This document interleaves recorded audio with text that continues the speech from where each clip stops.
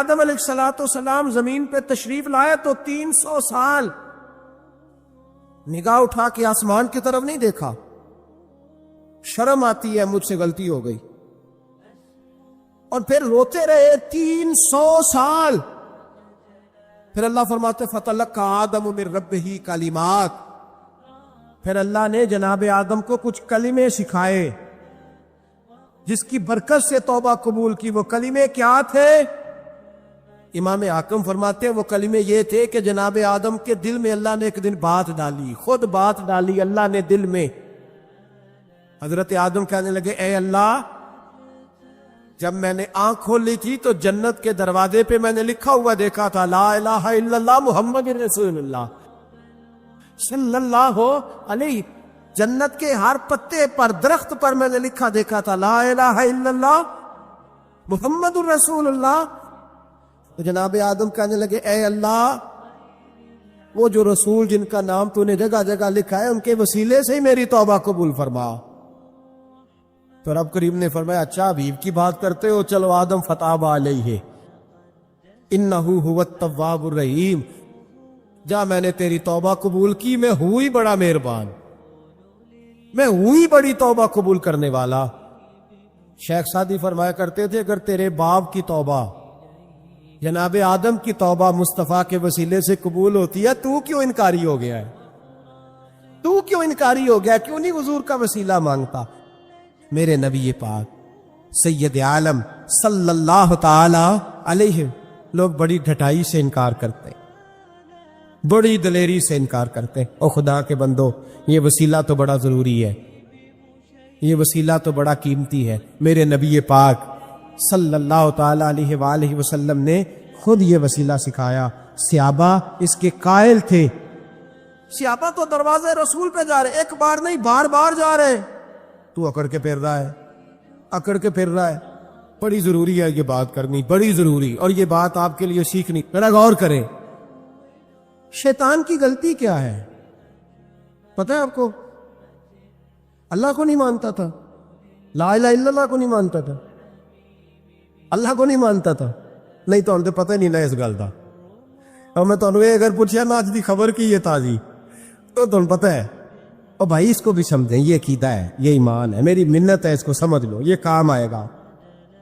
یہاں عجیب رٹا ہے، یہاں لوگ معاذ اللہ تبارک و تعالی اللہ کا نام لے کے در رسول سے دور کر رہے ہیں.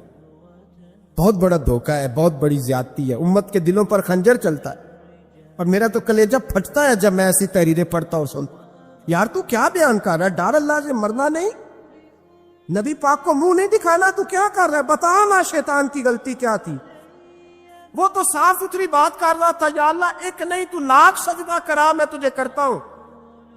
اللہ نے فرمایا ادھر آنا، میرے میرے میرے محبوب کو سجدہ کر. نظر لگا نہیں کرتا، فرمایا فخر فإنک رجیم، نکل جا تو لعنتی ہے. جو حضرت آدم کو وسیلہ نہ مانے وہ لعنتی ہے، اور جو روزہ رسول پہ کھڑا ہو کے کہے میں نبی کو وسیلہ نہیں مانتا، جو دروازے رسول پہ پہنچ کے کہے میں نبی پاک کو وسیلہ نہیں مانتا، جو مصطفیٰ کے وسیلہ ہونے کا انکار کرے. تو کہتا ہے کہ دنیا میں وسیلہ نہیں مانتا. اللہ تو قیامت کے دن بھی کہتا ہے جو مصطفیٰ کے پاس سے ہو کے آئیں گے میں بخش دوں گا.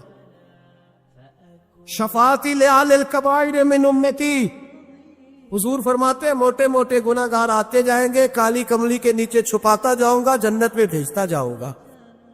وہاں قیامت میں تیری معافی نہیں ہو رہی، تو یہاں نہیں مان رہا. تو کہتا ہے میری نمازیں، میرے روزے، میری زکاتیں، میرا جہاد کام آئے گا. سن، حضرت عبد الرحمن ابن عوف صحابہ میں سے تگڑا آدمی، اتنا بڑا شخص، اتنا بڑا آدمی کہ جس کے پیچھے میرے رسول نے نماز ادا فرمائی ہے. اتنا بڑا شخص ہر جہاد میں سب سے پہلے، سب سے امیر تھے، صدقات خیرات بڑھ بڑھ کے دیتے تھے، ساری نیکیاں ہیں.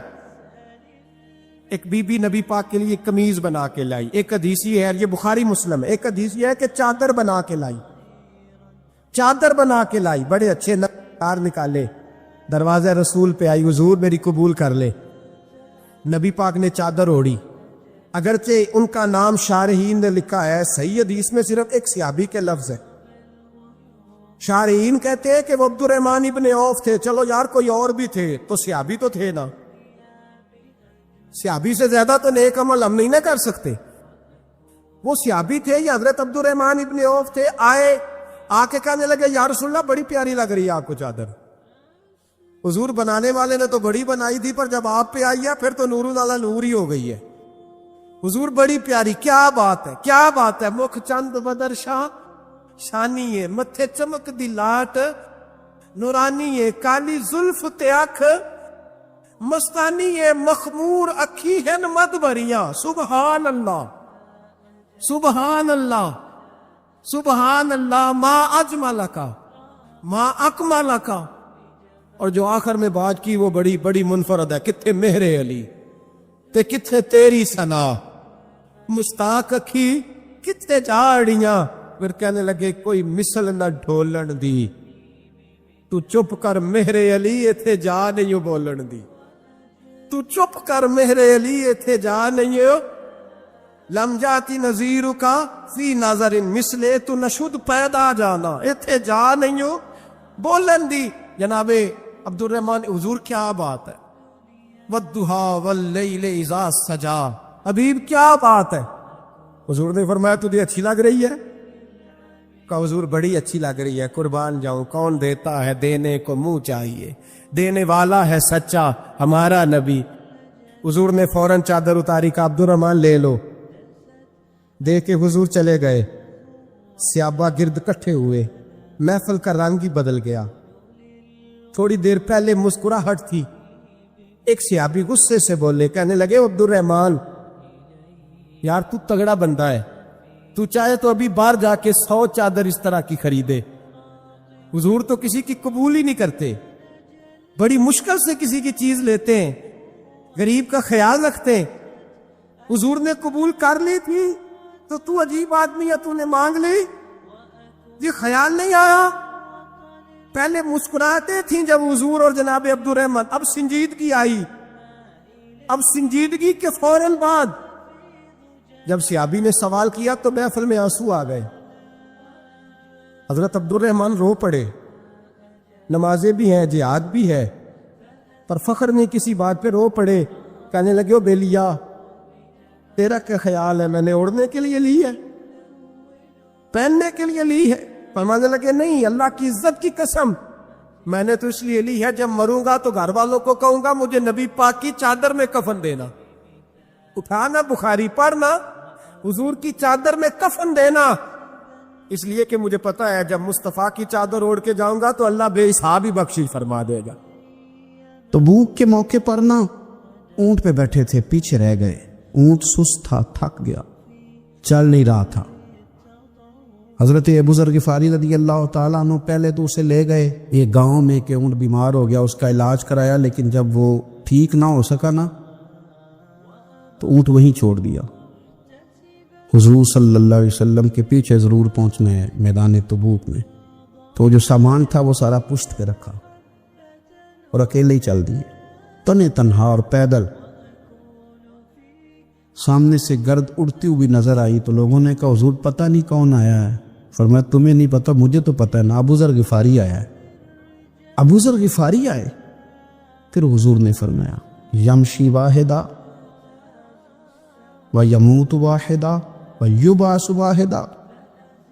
فرمایا یہ تنہا چلتے ہیں, یہ تنہا ہی دنیا سے جائیں گے, تنہا ہی اٹھائے جائیں گے. تنہا چلتے ہیں, تنہا ہی دنیا سے جائیں گے, انتقال تنہا ہی اٹھائے جائیں گے. یہ بہت زیادہ سختی کرنے لگے صحابہ پہ, بہت زیادہ. تو حضرت عثمان غنی رضی اللہ تعالیٰ عنہ نے فرمایا کہ آپ اپنے مزاج کے لحاظ سے تو درست ہیں, پر جو چیز آپ طاری کرنا چاہتے ہیں جب شریعت گنجائش دیتی ہے تو آپ کیوں اتنی سختی فرماتے ہیں. تو فرمانے لگے ٹھیک ہے پھر مجھے ربضہ جانے کی اجازت دے دو. ربضہ ایک بستی تھی, جنگل تھا, وہاں کوئی آتا جاتا نہیں تھا. اسی کسے دے کچھ نہیں چلاگتے تے نہ کچھ ہڈا تردی. حضور نے کہا تھا نا یمشی واحدہ, تو اکیلا چلے گا. ربضہ چلے گیا. حضرت سیدنا عثمان غنی نے کہا یہ کچھ بکریاں لے جاؤ, دودھ پی لیا کرنا. فرمایا عثمان مجھے مال کی تو ضرورت پہلے دن سے ہی کوئی نہیں, مجھے تو رب رسول کی ضرورت ہے, ان کی کرم نوازیاں میرے ساتھ رہتی ہیں. تشریف لے گئے وہاں تنہا, کھجور کے خشک ٹکڑے کھاتے, عبادت کرتے, اللہ کو یاد کرتے. بڑے بڑے لوگوں نے آ کے کہا کہ ابو ذر آپ کی بڑی شان ہے, ہمارے ساتھ چلیں. فرمایا چھوڑو, کہاں منشور ہم اور کہاں ہنگامے محبت کے, ایک حجرے میں رہتے ہیں خدا کو یاد کرتے. ضرورت کوئی نہیں, جہاں ہوں نا وہاں میں ٹھیک ہوں, حاجت نہیں. وصال کا وقت آ گیا, دنیا سے جانے کا ٹائم آ گیا. اکیلے ہیں, بیوی ہے اور بیٹی ہے, جنگل کا علاقہ ہے, حج ہو گیا, راستے بند ہو گئے, بیمار ہو گئے. اپنی اہلیہ کو بلا کے کہنے لگے اب میں بچوں گا نہیں, اب جانے کا وقت آ گیا ہے. میں نے فقیری جو حضور کی دیکھی تھی اس میں نے وقت گزارا ہے, اور دیکھ میں جا بھی فقیری میرا ہوں, لے سجدہ سا توڑ دی پائی, جان بھی دتی تیرا تیرے. اب جانے کا وقت ہے تو اس طرح کرنا, اگر تیرے پاس کوئی کپڑا ہوا تو مجھے کفن دے دینا, نہ ہوا تو اللہ کے سپرد کر دینا. کہا ہم 2 عورتیں ہیں, جنازہ غسل کفن. فرمایا رب جماعت بھیجے گا میرے لیے, لوگ آئیں گے, میرے نبی پاک نے مجھ سے وعدہ کیا تھا, آئیں گے نا لوگ. تو اہلیہ کہنے لگی ابو ذر آپ کو کیسے پتہ ہے کہ آپ اس صحرا میں انتقال کر جائیں گے, اللہ شفا دینے والا ہے. فرمانے لگے ہم 3-4 لوگ بیٹھے تھے تو حضور نے فرمایا تھا تم میں سے ایک شخص صحرا میں اکیلا انتقال کر جائے گا. تو وہ میرے جتنے باقی ساتھی تھے وہ سارے انتقال کر گئے, اب میں اکیلا ہی بچا, مجھے پتہ ہے وہ میں ہی ہوں. تو تم دیکھنا تمہیں کوئی نہ کوئی مل جائے گا غسل کفن کے لیے. آپ کی اہلیہ کہتی ہیں کہ میں اٹھی, کبھی دوڑ کے میں باہر جاتی, سڑک پہ جا کے دیکھتی کوئی گزر رہا ہے, پھر میں آ کے کہتی حج ختم ہو گیا ہے, راستے بند ہو گئے ہیں, کون آئے گا جنگل. پھر میں آ کے ان کی تیمارداری کرتی, پھر اٹھ کے جاتی, پھر میں آ کے تیمارداری کرتی. اچانک میری نظر پڑی تو ایک چھوٹا سا قافلہ آ رہا تھا. اس قافلے میں چند لوگ تھے اور سب سے بڑھ کر صحابی رسول حضرت عبداللہ ابن مسعود بھی تھے. میں نے ان کو اشارہ کیا تو وہ دوڑے آئے, کہنے لگے بہن کیا ہے. میں نے کہا یہاں ایک شخص ہے, تمہاری تھوڑی سی ضرورت ہے اس کو. حضرت عبداللہ ابن مسعود کہنے لگے کون ہے بی بی. کہتے ہیں میں نے کہا کہ وہ ابو ذر غفاری ہیں. کہتے تڑپ کے روئے عبداللہ ابن مسعود, تڑپ کے کہنے لگے ابو ذر میرے نبی پاک کا پیارا, میرے ماں بھی اس پہ قربان, میرا باپ بھی قربان, کدھر ہے جلدی بتاؤ. کہتے میں لے آئی. 4-5 لوگ تھے وہ. تو سیدنا ابو ذر غفاری کہنے لگے عبداللہ میرا وصال ہو جائے گا لیکن یاد رکھنا میری بیوی کے پاس کفن کے لیے کپڑا موجود نہیں. اور لہو سجنا سا توڑ ہی نہیں پائی, جان بھی دتی تیرا تیرے, کفن کے لیے کپڑا نہیں ہے. لیکن تم میں سے نا وہ بندہ کوئی کپڑا نہ دے جو کبھی کسی سرکاری عہدے پہ رہا ہو, وہ بندہ میرے کفن کے لیے کپڑا نہ دے کسی سرکاری عہدے پہ رہا ہو. ایک انصاری جوان کہنے لگا ابو ذر میں کبھی کسی عہدے پہ نہیں رہا, اگر آپ میری چادر قبول کر لیں کفن کے لیے. میں ٹھیک ہے, میں نے نا حضور کے طریقے پر زندگی گزاری ہے, چپ کر کے میرا جنازہ پڑھ دینا اور مجھے کہیں اور نہ لے کے جانا. اسی کسی دے کوئی نہیں جو لگتے تو نہ کوئی ساڈا دردی, یہ نہیں کسی صحرا میں جنگل میں, یہیں کوئی قبر کھود کے مجھے دفن کر دینا, مجھے جانے نہیں ہے کسی جگہ. حضرت عبداللہ ابن مسعود رضی اللہ تعالیٰ نے جنازہ پڑھایا, اور اس درویش کو جو 5ویں یا 4تھے مسلمان ہیں ان کو وہاں دفن کیا. جب خبر پہنچی نا مدینے تو سب سے زیادہ آنسو مولا علی نے بہائے, سب سے زیادہ حضرت علی نے. لوگوں نے کہا اتنا کیوں روتے ہو. فرمایا 2 ہی تو بندے تھے جو اللہ کے راستے میں کسی کی پرواہ نہیں کرتے تھے, اب ایک ہی رہ گیا ہے. کہ حضور کیا مطلب. فرمایا 2 ہی تھے, ایک ابو ذر اور ایک علی. اب اکیلا علی تو رہ گیا, وہ چھوڑ کے چلے گئے. حضرت سیدنا ابو ذر غفاری رضی اللہ تعالیٰ عنہ اس عظیم شخص کا نام ہے. سردار قبیلے سے تعلق تھا, بڑے بہادر تھے, اور حضور کو فقیری میں دیکھا تو پھر زندگی اسی فقیری میں گزارتی, اسی فقیری میں. اسی طریقے میں وفا کر کے نا اسی رنگ میں گزار دی، انہی نقشوں پہ رہے۔ اگرچہ جائز تھا، بڑے بڑے لوگ تھے، حضرت عبد الرحمن ابن عوف، بڑا مال تھا، حضور نے ان کو جنتی کہا، ان کے پیچھے نماز پڑھی، سب ٹھیک تھا، پر فرماتے تھے یار میں انکار نہیں کرتا، پر میرے نبی نے فقیری کی، حضور نے ایک وقت کھایا، ایک وقت بھوک کاٹی، تم کس طرح بھر بھر کے پیٹ کھاتے ہو۔ یہ صحابہ صفہ میں سے تھے۔ کلمے پڑھنے کے بعد چونکہ طبیعت جلالی تھی تو حضور نے بھیج دیا، فرمایا واپس جاؤ اپنے قبیلے میں تبلیغ کرو۔ واپس گئے، بھائی کو مسلمان کیا، والدہ کو مسلمان کیا، قبیلہ سارا مسلمان کیا، وہیں رہے۔ ہجرت مدینہ کے بعد آئے تبوک کے موقع کے قریب، اور حضور نے صحابہ صفہ میں رکھ لیا۔ نوکری کرتے مدینے والے رسول، دلیر آدمی تھے، بڑا قبیلہ تھا، پر ڈیوٹی کرتے، ڈیوٹی خدمت کرتے۔ ایک بیٹا تھا، زار اس کا نام تھا، اس کی ڈیوٹی لگائی تم نے میرے نبی پاک کے اونٹ چرانے۔ ڈاکو آئے تو صاحبزادہ اونٹوں کی، اونٹنیوں کی حفاظت کرتے شہید ہو گیا۔ ایک بیٹی تھی، ایک بیٹا، بیٹا شہید ہو گیا۔ بیوی سے کہا تم نے نبی پاک کے گھر میں خدمت کرنی، حضور کے گھر والوں، اور میں نبی پاک کی نوکری کروں گا۔ حضور کی خدمت کرتے، ہر وقت خدمت میں رہتے، اور حضور جب آتے نا، صحابہ صفہ میں یہ شامل تھے جو لوگ دین سیکھتے، حضور جب آتے تو سب سے پہلے آ کے حضرت ابو ذر غفاری کا پوچھتے، بلائیں، اور جب بات کرتے حضور تو بار بار ان کو مخاطب کر کے بات کرتے۔ حضرت ابو ذر غفاری رضی اللہ تعالیٰ عنہ کا نبی پاک سے اتنا پیار کہ ہماری بھی مشکل حل کر دی۔ ابو داؤد شریف میں موجود ہے، ایک دن کہنے لگا یا رسول اللہ صلی اللہ علیہ وسلم، اگر کوئی بندہ کسی سے پیار بڑا ہی کرے پر اس جیسے عمل نہ کر سکے، لوگ ہمیں کہتے ہیں نا جی پیار بڑا، عمل بھی تو کرو نا، بھی کرنا چاہیے، پر انسان ہے نا، غلطی بھی تو ہو ہی جاتی ہے۔ اب ہم عمل نہیں کر سکتے تو تم ہمیں پیار بھی نہیں کرنے دو گے، مہربانی کرو پیار تو کرنے دو نا۔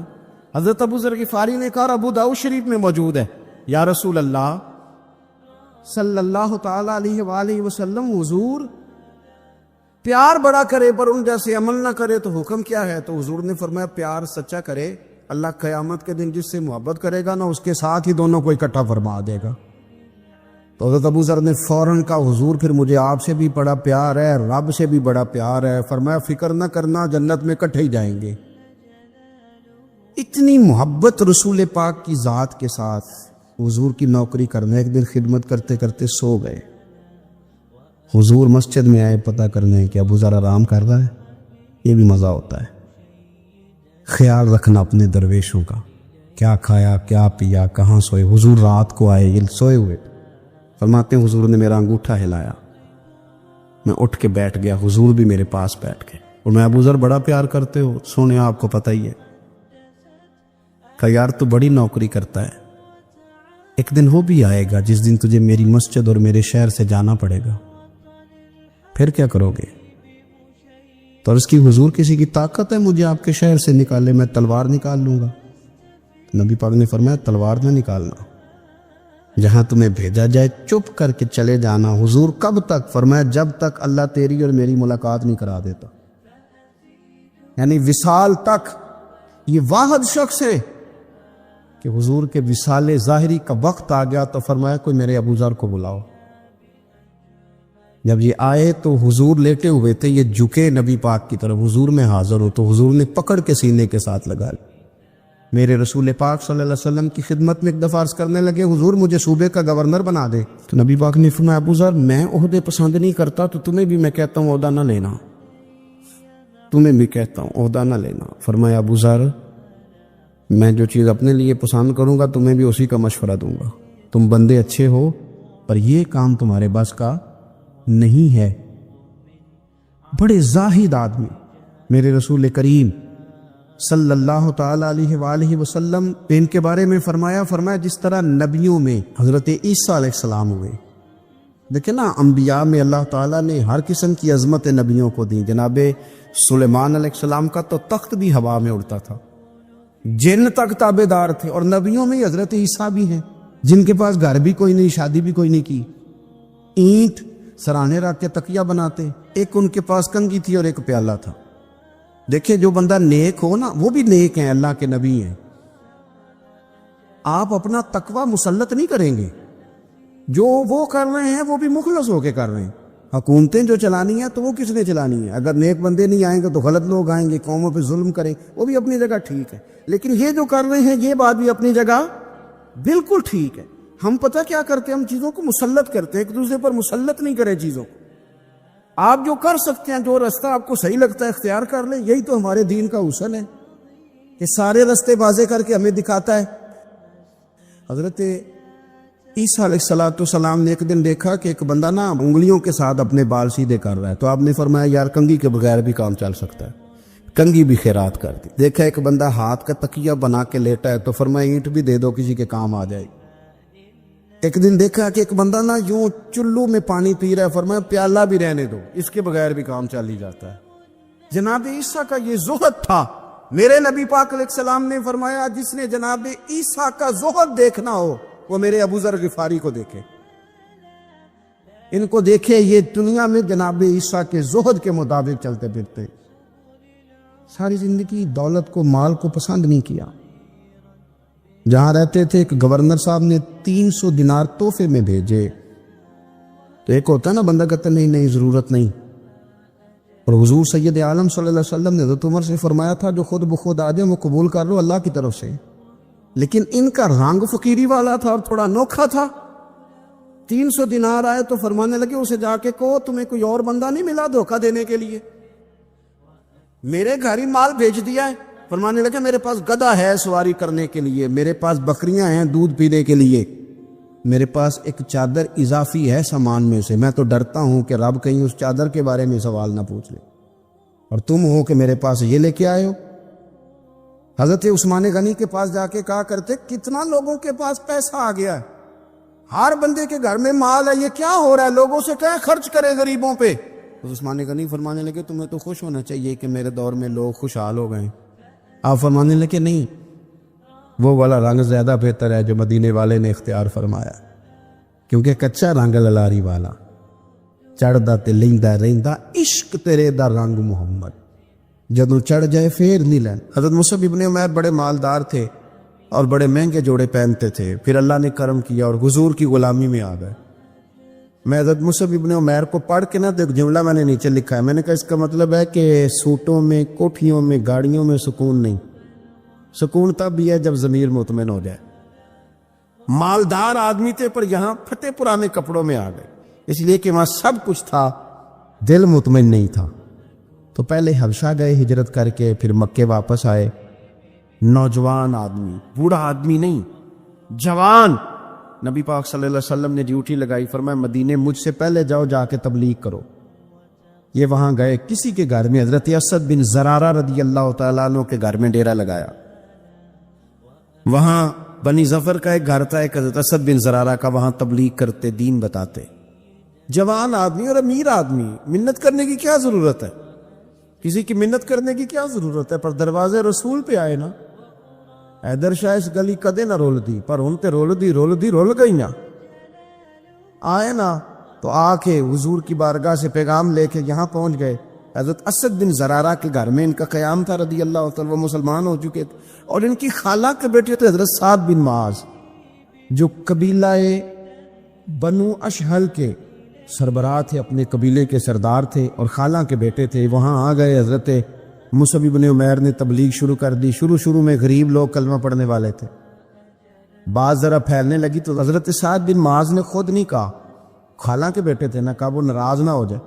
حضرت سید ابن حدیر کو بلایا اور بلا کے کہنے لگے یار تو جا، میرا وہ خالہ کا بیٹا ہے، میں کوئی بات کروں گا تو وہ ناراض ہو جائے گا، جا سمجھا، وہ ہمارے سادہ لوگوں کو کہہ رہے ہیں کہ تمہارے باپ دادا بھی گمراہ تھے، بت پوجتے تھے، واپس آؤ، تو وہ تو ایک نئی طرح ڈالے، جا کے۔ اب وہ بھی سردار بندے تھے، تو دوسرا یہ کہ اگر کوئی کسی کو اشتعال دلا کے بھیجے، وہ کسی کو کہہ کے بھیجے کہ جا کے کمال کر دے، تو ہی ہے جو اٹھا سکے، تو آپ کو پتہ ہے چودھری صاحب کو تو 3 دفعہ چودھری صحیح کر کے کہہ دے تو کام ویسے ہی اللہ ماشاءاللہ اوپر چلا جاتا ہے۔ چودھری صاحب کہتے ہیں میں چودھری بن کے دکھانا ہے، ہو ہی نہیں سکتا۔ سیٹھ صاحب کو 2-4 دفعہ یہ آپ نے کہنا ہے آپ سیٹھ صاحب ہیں، تو معاملہ جو ہے وہ اوپر چلا جاتا ہے کہ جوان بچے ہیں ان کو آپ کہہ دیں کہ اتنا تو جوان ہے اور فلانا تجھے بات کر گیا، تو پہلے بیچارہ چاہے بھول بھی گیا ہو، وہ چلا جاتا ہے گھر سے بندوق لینے، انہوں نے کہا تو ہی اٹھا سکتا ہے. پورا ان کو تیار کر کے بھیجا تو وہ ڈنڈا لے کے آئے اور سخت بات کی آ کے حضرت مصعب بن عمیر کے ساتھ. حالانکہ یہ بھی بڑی امیر ماں کے بیٹے, اور بڑے عجیب جملے کہے کہ کوئی کام نہیں ملا تو اب یہ شروع کر لیا تم لوگوں نے. بڑی باتیں کی, پورا غصہ لے گیا نا. یہ بھی ایک لہجہ تھا, جواب میں حضرت مصعب بن عمیر کا بھی لہجہ تھا. اور باتیں کرتے رہے تو یہ ہنستے رہے, یہ ہنستے رہے. تو یار اسے رستے کا مسافر ہی نہیں, یہ تو ان کو پوچھنا جو مسافر ہے, کہہ جو کہنا ہے. تو تر شروع ہو کے گالی ہزار دے, یہ وہ نشہ ہی نہیں جو کوئی ترشی اتار دے. تو کر جو تو نے بات کرنی ہے وہ کرتے ہیں. جب غصہ ٹھنڈا ہو گیا, سارا کچھ کہہ چکے, تو مصعب بن عمیر کہنے لگے جی آپ نے ڈانٹا ہے, ہم تو تیار بیٹھے ہیں جانے کے لیے. گئے, بس 2-3 باتیں ہماری بھی سن لیں گے.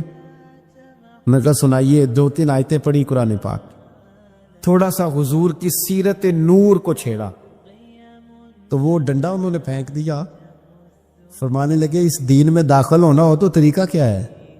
تو حضرت مصعب بن عمیر کہنے لگے آپ غسل کریں, کپڑے بدلے, آئے میں کلمہ پڑھاتا ہوں. انہوں نے غسل کیا, کپڑے بدلے, کلمہ پڑھا. اب واپس گئے تو ان کو پتا تھا میں نے جانا ہے, تو سعد بن معاذ نے رزلٹ پوچھنا ہے. کہتے ہیں اس نے مجھے بھیجا تھا تو میں نے بھی اسے بھیجنا ہے. کہتے ہیں میں نے جا کے کہا اس قبیلے کا قبیلہ بنی عارصہ کے ساتھ مقابلہ چلتا تھا. کہتے ہیں میں نے بھی اسی طرح کی سٹوری سنائی جا کے. حالانکہ حضرت سعد بن معاذ کہتے ہیں جب یہ آ رہے تھے نا واپس, میں سمجھ رہا تھا بندہ وہ نہیں جو میں نے بھیجا تھا, اس میں کوئی انقلاب آ گیا, تبدیلی آ گئی. آ کے کہنے لگے یار تیری وہ خالہ کا بیٹا ہے, میں نے کیا مقابلہ کرنا ہے, وہ تو بنو عارصہ والے بھی لڑ رہے ہیں, تمہارا شریکہ بھی لڑائی کر رہا ہے, تو تم جاؤ ان کو بھی منع کرو اور اپنے شریکے کو بھی کہو کہ یہ ہمارے گھر کا مسئلہ ہے, ہم خود نمٹ لیں گے, تم جاؤ. کہتے ہیں میں نے کہا اچھا اگر تجھ سے بھی نہیں نہ ہوا تو اب مجھے ہی 2 ہاتھ کرنے پڑیں گے. آستینیں چڑھا لی, ڈنڈا پکڑ لیا. کہتے ہیں گیا اور جا کے جو مجھ سے ہو سکتا تھا میں نے کہا. کہ میں پوری طرح کہہ چکا نا, اب وہاں تو لہجہ بدل چکا تھا نا. حضرت سیدنا مصعب بن عمیر تو طے کر لیا تھا نا, سیکھا تھا نا حضور سے. تو معاملہ بڑا انفرادی تھا, رنگ ہی بڑا انوکھا تھا, کہے جس نے جو کہنا ہے.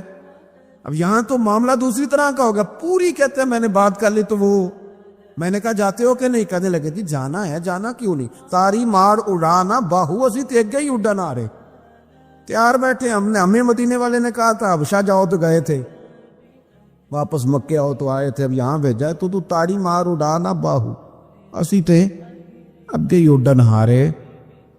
آپ نے فرمایا جانا تو ہے, اور آپ کہہ رہے ہیں جاؤ تو ہم جاتے ہیں, لڑائی نہیں کرتے, پر 2-3 باتیں ہماری بھی سن لو. حضرت سعد بن معاذ کہنے لگے سناؤ. تو مصعب بن عمیر کا لہجہ, لہجے کا حسن, لہجے کی خوبصورتی. لوگ کہتے ہیں جی آپ کے پاس ایسا کیا ہے؟ تو بھی جواب یہ ہے کچھ تو ایسا ہے نا جو تمہارے پاس نہیں, کچھ تو ایسا ہے نا, تو جاؤ ٹٹولو, سوچو, پتہ کرو, کچھ تو ایسا ہے نا جو تمہارے پاس نہیں ہے. وہ تلاش کرنا چاہیے کہ جو کہیں اور نہیں ہے, اور اگر نہیں تمہارے پاس تو وہ حاصل کرو, پیدا کرو. حضرت سیدنا مصعب بن عمیر نے 2-3 آیتیں سنائی, حضور کی باتیں سنائی. تو سن کے صحابہ کی باتیں جب لوگ مسلمان ہوتے تھے, پھر سرور عالم کی یارو گفتار کا عالم کیا ہوگا. انہوں نے 2-3 باتیں سنائی تو حضرت سعد بن معاذ بھی مسلمان ہو گئے. اب واپس گئے. یہ قبیلے کے سردار تھے, اور یہ وہ لیڈر تھے جن پر قبیلہ جان دیتا تھا. سارے لیڈر اس طرح کے نہیں ہوتے کہ قوم کا ایک خائن ہے, بددیانت ہے. لیڈر تھے پر قبیلہ جان دیتا تھا. جا کے کھڑے ہوئے قبیلے والوں کے پاس, کہنے لگے میرے بارے میں تمہارا کیا خیال ہے؟ انہوں نے کہا سردار کوئی پوچھنے والی بات ہے, یہ تو ہماری کو نیکی ہے کہ آپ جیسا سردار ملا ہے. فرمانے لگے مجھ سے پیار کرتے ہو؟ حضرت جی بڑا. فرمایا مجھ پر تمہارے ساتھ آج کے بعد کلام حرام ہے. کہا کیوں؟ کہنے لگے اتنی دیر کلام نہیں کروں گا جتنی دیر تم مدینے والے رسول کا کلمہ پڑھ کے مسلمان. تو حضرت سعد بن معاذ نے سارا قبیلہ مسلمان کر لیا. حضرت اسید ابن حدیر بھی مسلمان ہو گئے, اور اتنا بڑا ماحول بن گیا مدینے میں کہ جہاں 12-13 لوگ کلمہ پڑھتے تھے, 70 لوگ اگلے سال حضور کی بارگاہ میں گئے, حضور اب ہماری جمعیت بن گئی, یا آپ تشریف لائیں. اگر سارے اس میں کردار دیکھو گے تو حضور کے کرم سے جو لہجہ دیا تھا نا اللہ نے حضرت مصعب ابن عمیر کو، یہ اس لہجے نے اس کچھ ان کے خلق نے کر لی اور کچھ ان کے پیار نے کر لی، مسخر اس طرح دنیا شہ ابرار نے کر لی۔ اللہ کے رسول صلی اللہ علیہ وسلم غار ثور میں موجود ہیں، ساتھ سیدنا صدیق اکبر رضی اللہ تعالیٰ عنہ۔ کفار جو گرفتار کرنے والے تھے، پیچھے لگے ہوئے تھے، وہ غار ثور کے دروازے تک آ گئے۔ جس طرح ڈاکٹر بول دیتا ہے، وہ کہہ دیتا ہے کہ اب جناب مشکل ہے، اگلے ہفتے آپ چلے جائیں گے، تو وہ جو کمزور لوگ ہیں انہوں نے اگلے ہفتے کیا جانا ہوتا ہے، وہ جب ڈاکٹر بتاتا ہے اسی وقت ہی فوت ہو جاتے ہیں۔ وہ کہتے ہیں اگلا ہفتہ تو لیٹ ہے، اسی وقت ہی سمیٹ لیتے ہیں سامان سفر۔ اور کچھ لوگ ایسے تھے، ڈاکٹر نے کہا کہ جناب آپ کی رپورٹس بتاتی ہیں کہ آپ بہت جلدی چلے جائیں گے، تو انہوں نے کہا جناب آپ جو کہہ رہے ہیں اپنے علم کے مطابق کہہ رہے ہیں، پر ہونا تو وہ ہے جو میرا رب کریم چاہے گا۔ یہ وہ جذبات ہیں جو ہمیں رسول کریم علیہ السلام نے عطا فرمائے۔ دیکھو حضرت ابوبکر صدیق رضی اللہ تعالیٰ عنہ کے ساتھ حضور غار ثور میں موجود ہیں، کفار جو گرفتار کرنے والے ہیں وہ دروازے تک آ گئے، بالکل دروازے تک۔ جناب صدیق اکبر رضی اللہ تعالیٰ عنہ ان کو دیکھ کر تھوڑا سا گھبرائے، اپنے لیے نہیں، ذات مصطفیٰ کے لیے گھبرائے، کہیں حضور کو کوئی تکلیف نہ پہنچائے، تھوڑا گھبرائے، یا رسول اللہ وہ تو قریب آ گئے، اور اگر انہوں نے پیروں کی جانب جھک کر دیکھا تو وہ تو ہمیں دیکھ لیں گے۔ بالکل سرانے پہنچ گئے، یہ آ گئے، کھڑے ہو گئے، اور درمیان میں پردہ کیا ہے؟ مکڑی کا جالا، اور مکڑی کا جالا پھونک سے بھی اڑ جاتا ہے، تو مکڑی کا جالا بیچ میں، حضور وہ تو پہنچ گئے، ذرا جھک کر کے دیکھیں گے تو وہ تو ہمیں پکڑ لیں گے۔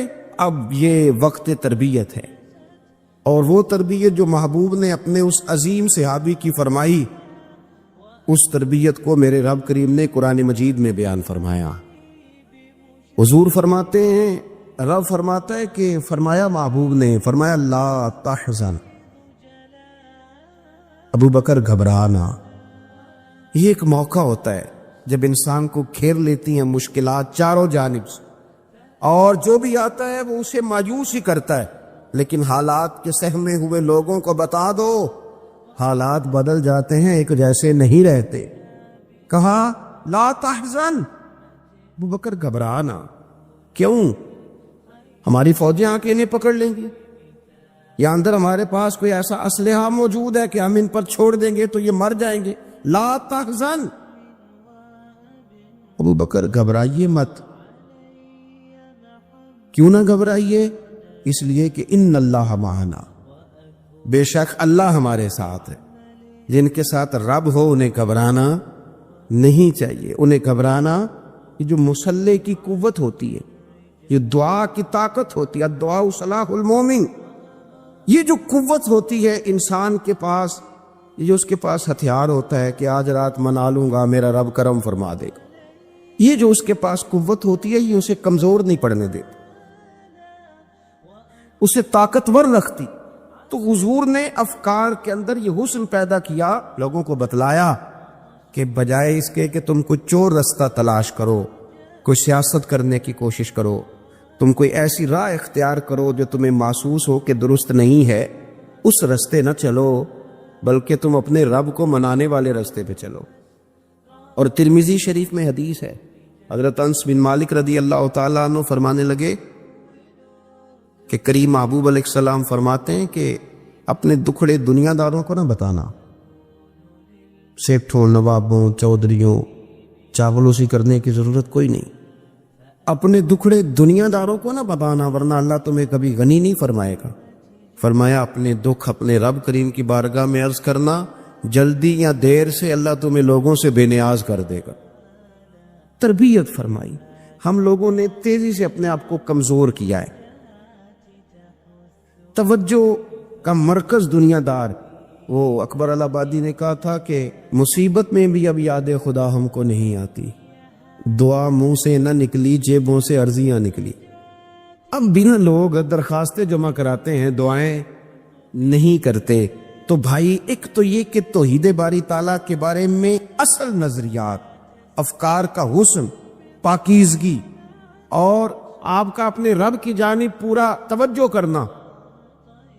हमारे यहाँ अब तो खैर करामतें फेसबुक पे आती हैं और लोग उसका सवाल भी बड़ा तगड़ा करके करते हैं, और जो बच्चे छोटे मोटे हमारी तरह तालिब इल्म होते हैं, कुछ किताबें पढ़ने वाले दीन के, वो कई दफ़ा उलझ जाते हैं कि अब इसको टैली कैसे करें, साथ कैसे जोड़ें। ऐसी करामतें और करामत बयान करना भी लोगों ने जिम्मेदारी समझ लिया है, हालांकि जेड़े महरम राज हकीकत दे ਉਹ ਤੇ ਰਾਜ਼ ਹਕੀਕਤ ਖੋਲਦੇ ਹੀ ਨਹੀਂ।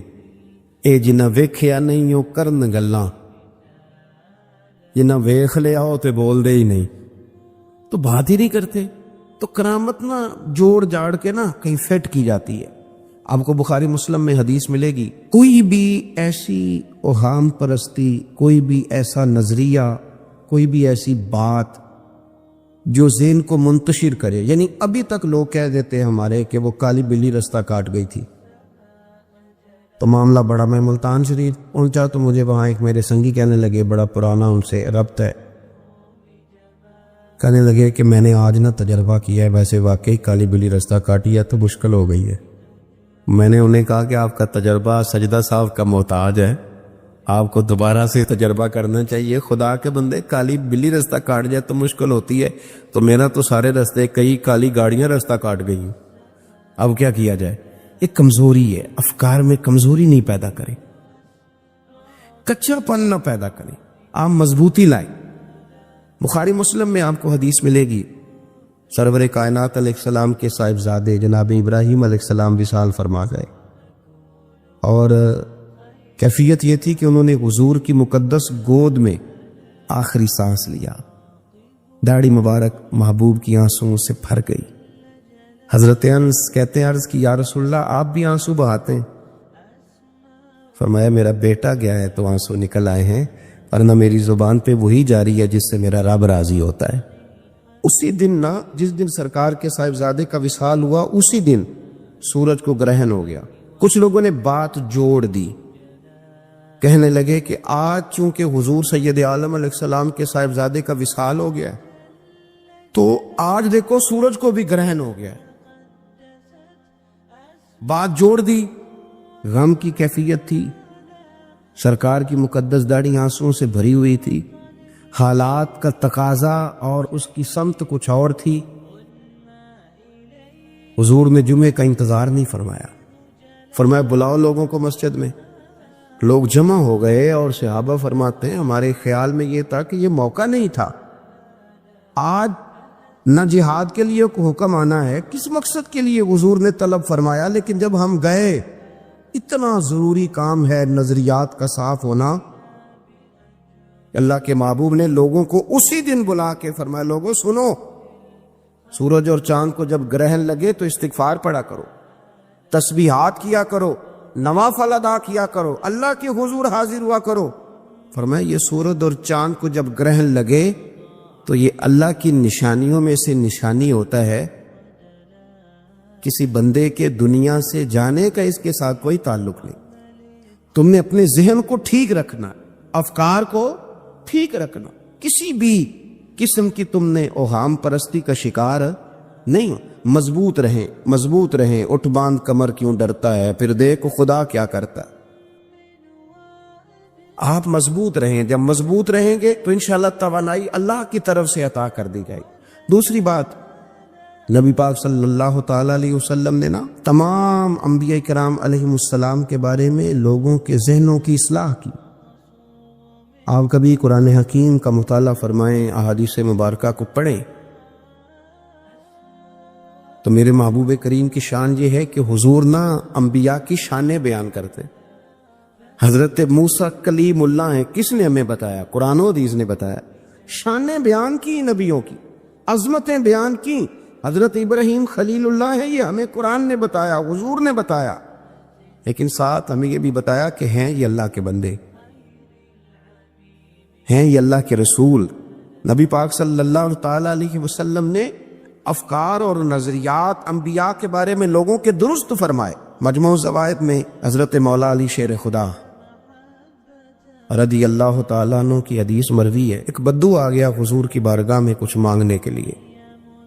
मौला कायनात رضی اللہ تعالیٰ عنہ فرماتے سرکار جب کسی بات کا جواب نہ دینا چاہتے تھے تو خاموش ہو جاتے تھے، کچھ دیر خاموش رہتے تھے، اور حضور کا خاموش رہنا بھی ہمارے محدثین نے محفوظ کیا ہے۔ اقسام حدیث میں سے ایک حدیث ہے جسے حدیث تقریری کہا جاتا ہے، وہ حدیث ہے جس میں حضور خاموش رہے، کوئی کام کیا گیا تو سرکار خاموش رہے۔ حضرت مولا علی کہتے ہیں حضور نہ خاموش ہو گئے، لیکن چونکہ دیہاتی تھا، سادہ تھا، اس نے جب بار بار گفتگو چھیڑنا چاہی تو پھر حضور نے فرمایا چل پھر مانگ لے، کیا مانگتا ہے،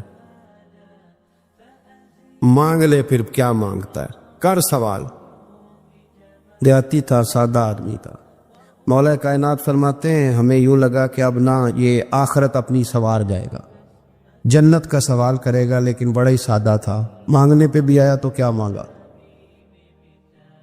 کہنے لگا یا رسول اللہ صلی اللہ علیہ وسلم میں نے سفر کرنا ہے، مجھے ایک اونٹنی عطا کر دیتے۔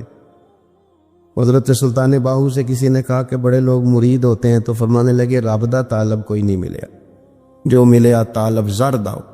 تو بہت سارے لوگ ایسے آتے ہیں جو کامل شیخ کے پاس بھی آ کے کہتے ہیں دکان کوئی نہیں چلتی، یہ تو کسی سیٹ سے مشورہ کر لیتے، کاروبار چلانے کا آپ کو ڈھنگ بتا دیتا۔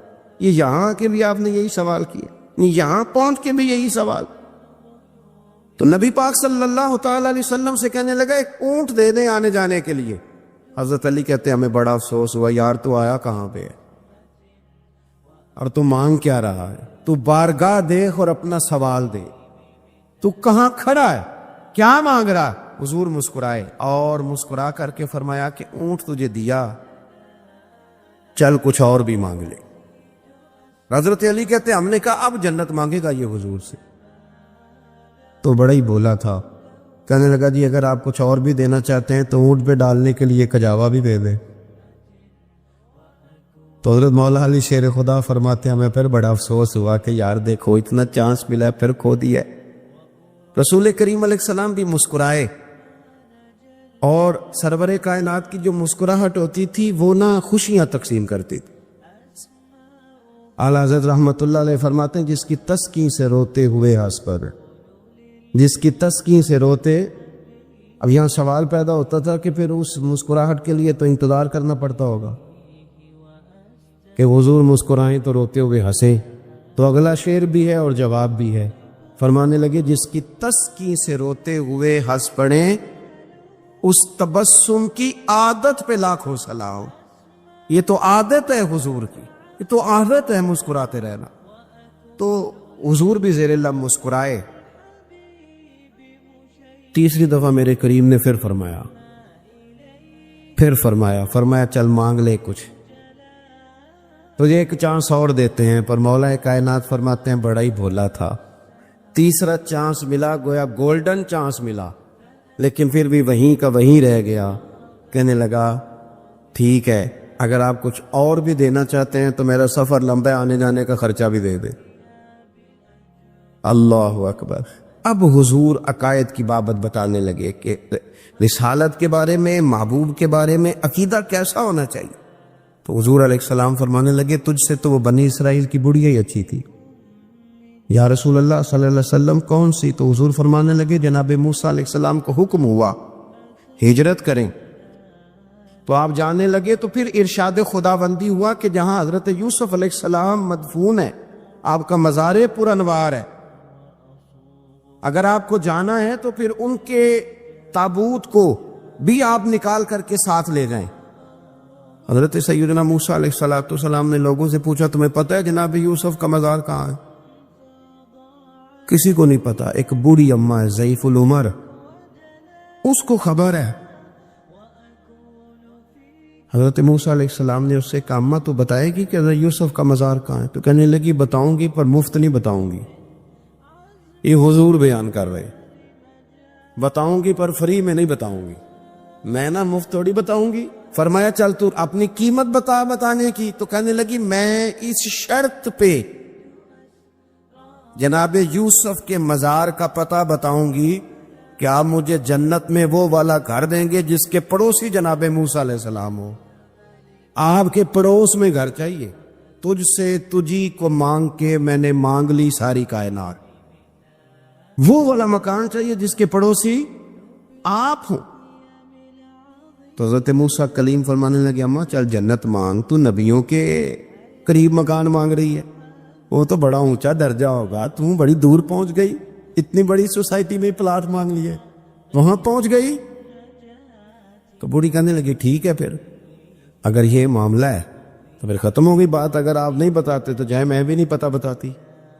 یا وہ اڑ گئی، ٹھہر گئی، اور اڑی بھی کس طرح، یہ بھی میرے اللہ کی توفیق. میری طلب بھی تو تیرے کرم کا صدقہ ہے، میری طلب بھی تو تیرے کرم کا صدقہ ہے. یہ پاؤں اٹھتے نہیں بلکہ یہ اٹھائے جاتے ہیں. تو وہ کہنے لگی میں نہیں پھر بتاتی، آپ کسی اور سے پوچھ لیں. جناب موسیٰ خاموش ہوئے تو ارشاد خدا بندی ہوا کلیم اپنے پڑوس میں مکان دینے کا وعدہ آپ کر لیں اور مکان انہیں میں عطا کر دوں گا. تو حضور سید عالم صلی اللہ تعالی علیہ وسلم نے اس بدو کی موجودگی میں تربیت فرمائی صحابہ کی. یہ چیزیں بھی حضور نے عطا فرمائی. امت کو درس دیا، ایک وقت 24 گھنٹوں میں ایسا لایا کر اس میں تو اپنے رب کو دکھڑے سنائے، اس میں تو دعائیں مانگے، اس میں تو عرض و نیاز کرے، اس میں تو اپنے گناہوں کی معافی چاہے. اعلیٰ حضرت کے والد گرامی سے کسی نے پوچھا، مولانا نقی علی خان صاحب سے، کہ حضرت جی فرعون 500 سال ہی حکومت کر گیا، 500 سال ہی حکومت کر گیا، اللہ کا مقابلہ کرنے والا پکا کافر بے ایمان. تو آپ فرمانے لگے ملا رومی کی وہ کتاب پڑھو مثنوی، جس میں انہوں نے لکھا ہے کہ جب ساری دنیا سو جاتی تھی تو فرعون اٹھ کے مصلے پہ بیٹھتا تھا، کہتا تھا یا اللہ معاف کر دے، رب تو ہی ہے، گناہگار بڑا ہوں پر مہربانی کر. روز معافیاں مانگتا تھا تو رب کریم کی قدرت نے مہلت دی کہ روز توبہ کرتا ہے، چلو ایک دن سچی بھی کاری جائے تو اچھا ہے. اللہ نے مہلت دی. اور میرے بھائی اگر تو روز رات مصلے پہ بیٹھے تو تجھے مہلت ملے، عذاب نہ آئے. اگر تو اپنے رب کے ساتھ تنہائی کرے تو اللہ تجھے مہلت دے، سزا نہ دے. لیکن ہم یہ وقت نکالتے ہی نہیں. اللہ کے ساتھ میت کا ہمارا مزاج ہی نہیں. ترمذی شریف میں نبی پاک علیہ السلام نے فرمایا ہے دنیا داروں کو دکھڑے نہ سنایا کر، مالداروں کے سامنے رونے نہ رویا کر. یہ تجھے کیا دے سکتے؟ تو اٹھ کے جائے گا تو کہیں گے محنت کرتا نہیں، روز مانگنے آ جاتا ہے. دنیا داروں کو دکھڑے نہ سنا، پر میں دکھ سنا تو اپنے رب کو سنا، اللہ والوں کو سنا، اللہ کے نبی کو سنا. اس سے مراد یہ سارے کہا دکھڑے اپنے رب کو سنا. اگر تو اپنے رب کو دکھڑے سنائے گا تو تھوڑی دیر ضرور ہوگی، لیکن ایک دن ایسا ضرور آئے گا. میرے مصطفیٰ کریم فرماتے ہیں رب تجھے دنیا سے بے نیاز کر کے مالا مال فرما دے گا. دھوکے کا مزاج نہ بنا، کینچی لے کے نہ گھوم کے کیسے جیب کاٹ سکتی. اللہ کو دکھڑے سنا. حضرت عائشہ عرض کرنے لگی حضور چلے یہ تو سمجھ آ گئی، لیکن بارش مجھ پہ پڑی آپ پہ پڑی نہیں، تو کہا عائشہ تم نے اڑا کیا تھا؟ کہا حضور آپ کی طامت. فرمایا بارش کوئی نہیں تھی، جب تو نے میری طامت لی تو خدا کی رحمتیں تم پر برسنے لگ گئی. تو حضور کے وجود سے لگی ہوئی چیز کوئی اوڑھ لے تو رحمت برستی ہے، تو میرے نبی کی مسجد چومنے سے کیوں رحمت نہیں برستی؟ جالی چومنے سے کیوں نہیں برستی؟ جہاں جہاں حضور رکے، جہاں جہاں نبی پاک ٹھہرے، وہاں جانے سے کرم کیوں نہیں ہوتا؟ تو عزیزو یاد رکھو رمضان میں ایک ڈیوٹی آپ نے یہ کرنی ہے کہ عبادت کو وقت دے، ٹائم نکالے. جو اتنے سے بھی فارغ ہے نا وہ 19ویں روزے تک کل فارغ ہو کے 20 کو اعتکاف بیٹھے. زندگی میں ایک دفعہ اعتکاف تو ویسے بڑا ضروری ہے. ہمارے بزرگوں نے لکھا ضروری ہے ایک بندہ اعتکاف کر لے زندگی میں ایک دفعہ. ہر سال کرے تو سنت ادا ہوگی. ویسے سنت مؤکدہ الکفایہ ہے، بستی میں اگر کوئی بھی نہ بیٹھے گا تو سارے گناہگار ہوں. ہم انشاءاللہ اس مسجد میں اس سال اجتماعی اعتکاف کریں گے. میں نے یہ پروگرام بنایا ہے کہ لوگ اعتکاف تو بیٹھتے ہیں لیکن نہ بیچاروں کو قرآن مجید پڑھنا آتا ہے، نہ نماز وضو غسل کے مسائل آتے ہیں، نہ انہیں پتہ ہے کہ رات عبادت کیسے کرنی ہے. تو میں نے یہ ارادہ کیا اس سال میں نے معافی لیا ہاتھ باندھ کے. میں نے کہا یار سارا سال میں پورے ملک میں گھومتا ہوں، اس سال رمضان میں میرا ارادہ ہے میں صرف اپنے شہر میں رہوں، میں کہیں نہ جاؤں، تاکہ جو جہاں سے بھی چل کے آئی اسے فون نہ کرنا پڑے، میں اسے مل جاؤں ویسے ہی. تو میں انشاءاللہ تعالی یہی رہوں گا اور رمضان کی 10 راتیں میں اپنے اعتکاف والوں کے ساتھ گزاروں گا انشاءاللہ تعالی. یہاں آپ لوگ آئے جو سنجیدہ قسم کے لوگ ہیں ان کو ساتھ لائیں، وہ یہاں آ کے اعتکاف کریں. لنگر شریف بھی ہم دیں گے جو ہماری توفیق ہوگی، اور انشاءاللہ دونوں وقت دیں گے اپنی توفیق کے مطابق. اور یہ کوئی صدقہ زکوٰۃ خیرات سے نہیں ہوگا، یہ آپ ہمارے مہمان ہوں گے تو یہ مہمان نوازی ہوگی انشاءاللہ تعالی. تو یہ اپیل آخر میں اعلان کرنا تھا، پر چلو بات آ گئی تو میں نے شروع میں کر دیا. یہاں ہم مقدور بھر کوشش کریں گے آپ کے لیے اجتماعی اعتکاف کا بندوبست. ہمارے جو دیگر طلباء علماء ہوں گے وہ بھی آپ کے ساتھ وقت گزاریں گے، وضو غسل نماز کی چیزیں سکھائیں گے، آپ کو قرآن مجید پڑھنا پڑھانا سکھائیں گے. 10 دنوں میں جو ممکن ہو سکے گا ہم انشاءاللہ تعالیٰ کریں گے. تو اعتکاف میں وقت دے. دوسرا کام آپ نے یہ کرنا ہے رمضان شریف میں کہ قرآن پاک زیادہ سے زیادہ پڑھنا ہے. پڑھیں گے انشاءاللہ. اگر آپ ناراض نہ ہو تو ہم نے قرآن مجید پڑھنا بالکل ہی چھوڑ دیا.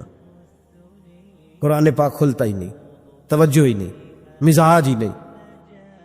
سارا دن بیت جاتا ہے، قرآن مجید نہیں کھلتا، قرآن مجید نہیں پڑھا جاتا.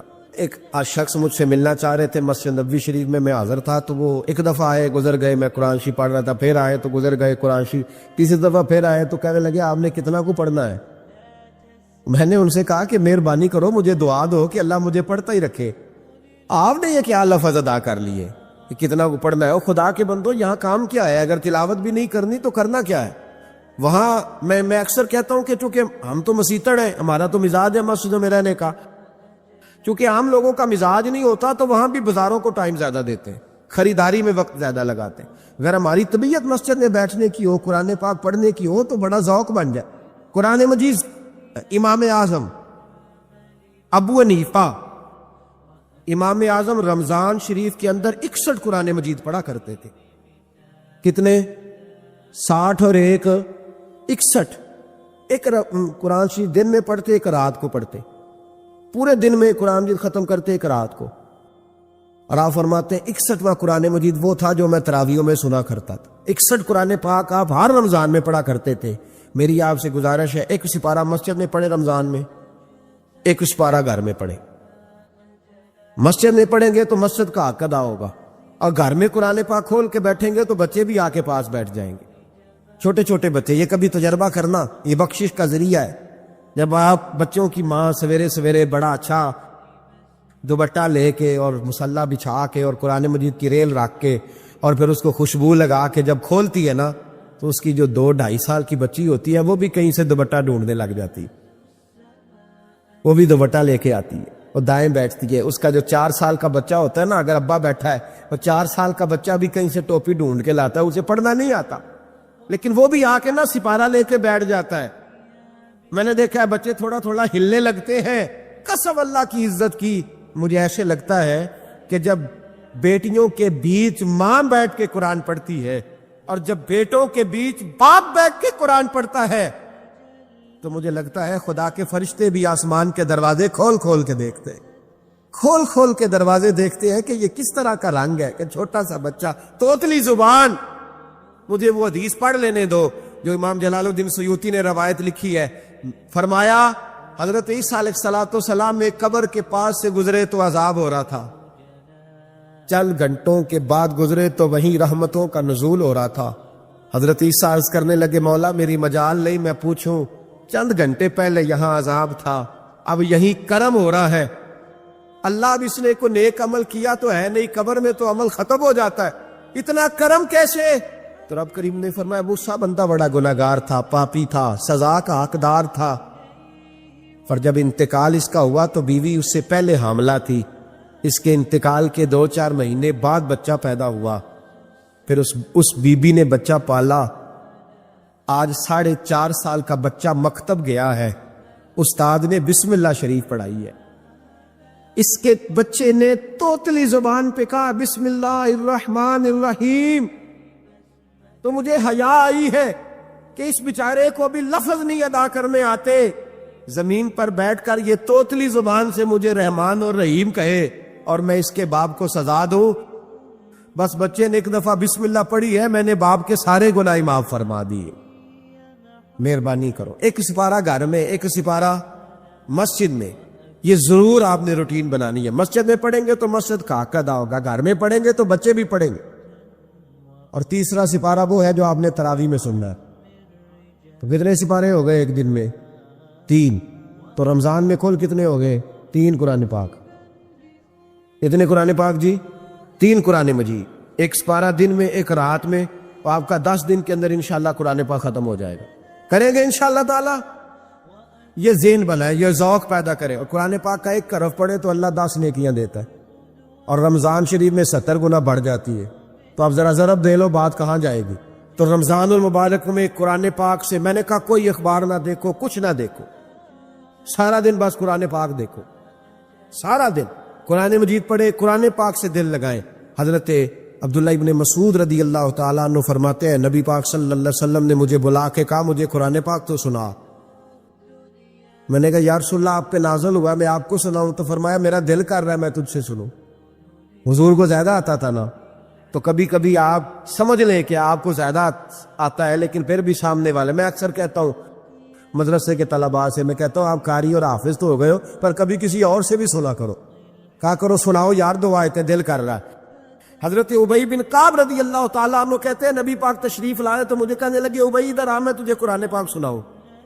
میں نے کہا یا رسول اللہ مجھے فرمایا مجھے اللہ نے حکم دیا ہے کہ میں تمہیں سناؤں۔ حضرت ابی رو کے کہنے لگے یا رسول اللہ رب کریم نے میرا نام لیا ہے؟ میں کہا وہ کہا؟ فرمایا ہاں تیرا نام لیا ہے۔ رونے لگے، کہنے لگے حضور پھر تو میں بڑا خوش نصیب ہوں، سنائیے میں سنتا ہوں۔ تو حضور سننا بھی حضور کی سنت ہے، سنانا بھی نبی پاک کی سنت ہے۔ قرآن مجید کو سنے، اور پھر یار دکھ کی بات ہے نا کہ پاسپورٹ کے دفتر تو میں 2.5 گھنٹے کھڑا رہوں، شناختی کارڈ کے لیے میں 1.25 گھنٹہ کھڑا رہوں، اور میں پہلی دفعہ سعودی عرب جاؤں تو امیگریشن کے لیے 2.5 گھنٹے بھی مجھے لائن میں لگنا پڑے تو میں لگا رہوں، دنیا داری کے لیے تو میں اتنا کھڑا رہوں، اور تراویح کے لیے مجھے 1 گھنٹہ نہ کھڑا ہوا جائے، اور میں بہانے کرتا پھروں۔ تو پھر یاد رکھو حضرت سیدہ اسماء کہا کرتی تھی نبی پاک نے مجھے کہا تھا اسماء اللہ کے رستے میں گن گن کے نہ دینا ورنہ وہ بھی تجھے گن گن کے دے گا۔ جب ہم رب کریم کو وقت اس طرح دیتے ہیں کہ دنیا داری کے لیے تو ساری ہمارے پاس ہمتیں موجود ہیں، اور تراویح کا وقت آیا تو بہانے ڈھونڈنے لگ گیا، تراویح کا وقت آیا تو وہ جو ہے اس نے شروع کر دی بات کہ جناب میرے فلان جگہ تکلیف ہے اور مجھے بلڈ پریشر ہو جاتا ہے تو پسینہ بڑا آتا ہے۔ تو اب تو آسانیاں ہی بڑی ہیں۔ صحابہ کہتے جب ہم مسجد نبوی میں نماز پڑھنے جاتے تھے بارش ہوتی تھی تو مسجد میں پانی کھڑا ہوتا تھا، کیچڑ کھڑا بن جاتا تھا، تو ہم اپنی جھولیوں میں خشک مٹی ڈال کے لے جاتے، اپنی اپنی جگہ بچھا لیتے مٹی، اور پھر ہم نماز پڑھتے تو ہمارے پیشانیوں پر بھی مٹی لگ جاتی۔ ایک صحابی جھاڑ رہے تھے تو نبی پاک نے فرمایا نہ جھاڑ، جب تک چہرے پہ رہے گی فرشتے درود بھیجتے رہیں گے۔ اب تو ایسی لگے ہوئے مسجد میں، پھر بھی تو تراویح نہیں پڑھتا۔ تو ایک تو عبادت کو ٹائم دیں، دوسرا قرآن مجید زیادہ سے زیادہ پڑھے، رمضان میں زیادہ سے زیادہ پڑھیں، مسجدوں میں ٹائم دیں۔ مجھے دکھ ہوتا ہے جب رمضان میں بھی نماز کے بعد مسجد کو تالا لگتا ہے۔ اگر ہم سارے آئیں مسجدوں میں، ہم رمضان شریف کے اندر وقت دیں، جس کے پاس ٹائم ہو وہ آ کے بیٹھ جائے، قرآن مجید کھول لے، تو میرا خیال ہے کہ مسجدیں بھی ہمیں دعا دیں گی کہ دیکھو ہر وقت انہوں نے میرے اندر تلاوت کی۔ ایک اور بات بھی عرض کرنی ہے، یہ مجھے کہا گیا ہے، میری اپنی طرف سے نہیں، یہ مجھے رکا دیا گیا ہے، کہہ دوں پکے نمازی ناراض تو نہیں ہو جائیں گے؟ جو پکے نمازی ہیں مسجدوں کے وہ میرے ساتھ وعدہ کریں ناراض تو نہیں ہو جائیں گے؟ نہیں تسی نہیں بول دے تساں ہو جانا، پکے بول دے نہیں پے، پکے کوڑ دے نہیں پے، پکے نمازی، یہ پکے نمازیوں سے بات ناراض تو نہیں ہو جائیں گے؟ یہ بول کے بتائے، انشاءاللہ کہے۔ کچے نمازیوں کو شکوہ ہے کہ پکے نمازی رمضان میں ہمیں گھورتے ہیں، اور رکھے دیے مجھے انہوں نے، کہتے ہیں پکے نمازی کہتے فصلی بٹیرے آ گئے نے۔ یہ زیادتی ہے، یہ ظلم ہے۔ آپ پکے نمازی ہیں تو مہربانی کریں، آپ وہ جو آپ نے صاف الاٹ کرائی ہے نا اپنے نام پکی، کہ ایتھے میں بھائی نہ رو تو کتوں آ گیا، یہ چھوڑ دیں آپ، مہربانی کریں، یہ اللہ کا گھر ہے، یہ کسی کے نام رجسٹری ہو سکتی، جو آیا ہے نا بیچارہ چلو کبھی کبھی صحیح، مہربانی کریں اس کو ٹائم دیں، بیٹھنے دیں، کچھ نہیں ہونے لگا۔ اور جب وہ آئے نا تو دعا کریں، جب اس کو دیکھیں تو کہ یا اللہ یہ آیا ہے تو ہمیشہ آتا ہی رہے، اس کو دعا دیں، مہربانی۔ بچے شکوہ کرتے ہیں، کہتے ہیں پکے نمازی سانس نہیں لینے دیتے مسجد میں۔ اور ایک بات اور، یہ حضرت علی کا قول ہے، اس کو دل کی تختی پہ لکھ لینا، دل کی تختی پہ، شیر خدا کی شیروں جیسی باتیں حضرت مولا علی شیر خدا فرمایا کرتے تھے وہ نیکی کرنے والا اچھا نہیں جو نیکی کر کے اکڑ جاتا ہے اور دوسروں کو گناہگار سمجھتا ہے، وہ نیکوکار اچھا نہیں۔ فرمایا کرتے تھے اس سے وہ گناہگار اچھا ہے جو گناہ کر کے کم از کم شرمندہ تو ہوتا ہے نا۔ فرماتے ہیں جو گناہ کر کے شرمندہ ہو وہ زیادہ اچھا ہے اس سے جو نیکی کر کے اکڑ جائے۔ تو تھوڑی سی نیکی کر کے پرہیزگاری کر کے ساری دنیا کو گناہگار سمجھنے لگ جانا، یہ تو بت پیدا کر لیا ہے تو نے اپنے اندر، اس بت کو توڑ دے۔ پتہ نہیں کون کب آئے اور اللہ کا ولی بن جائے، کوئی آیا لے کے چلا گیا، کوئی عمر بھر بھی نہ پا سکا۔ میرے مولا تجھ سے گلا نہیں، یہ تو اپنا اپنا نصیب ہے۔ لالی ویکھ پیشانی والی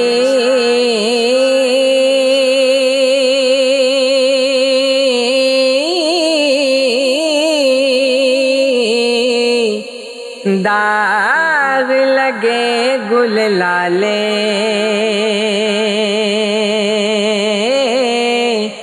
دند چٹے جو چمبے کلیاں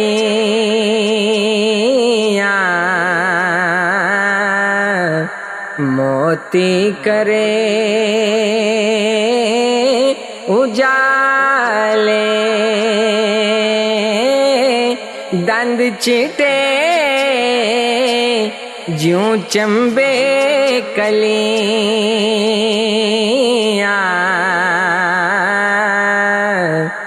موتی کرے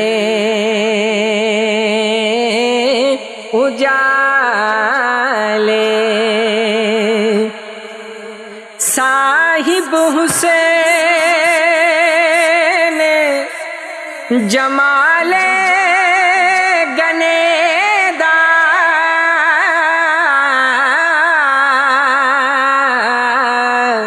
روشن چن پیشانی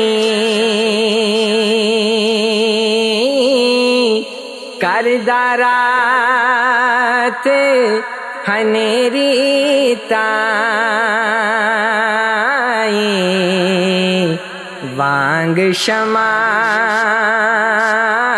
نورانی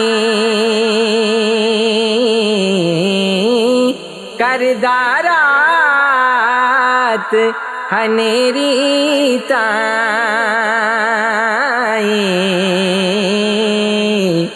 وانگ شمع نورانی جے لکھ صفت زبانوں آکھاں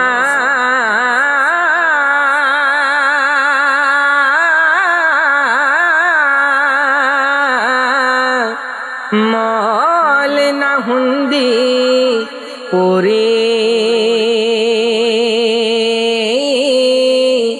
پھل گلاب بہاری وانگوں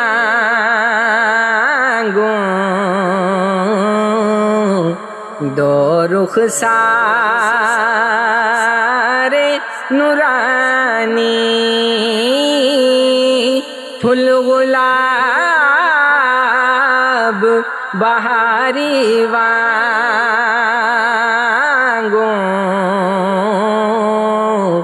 دو رخ سارے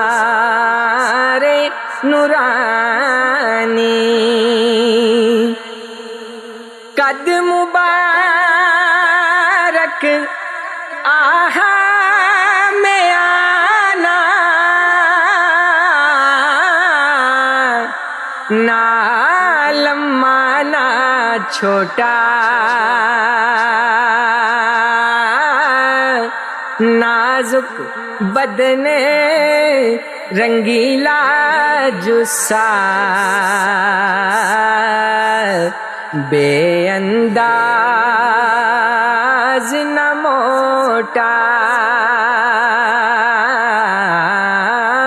نازک بدن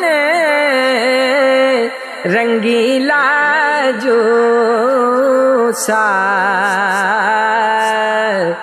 بے انداز نہ موٹا بدن مبارک وانگر چٹا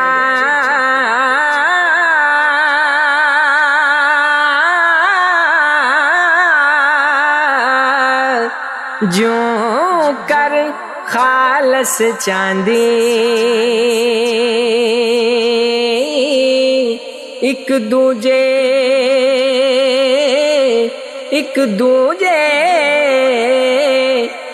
آزادے ہوتے تابش پوے اونا دی ایک دوجے آزادے ہوتے تابش پوے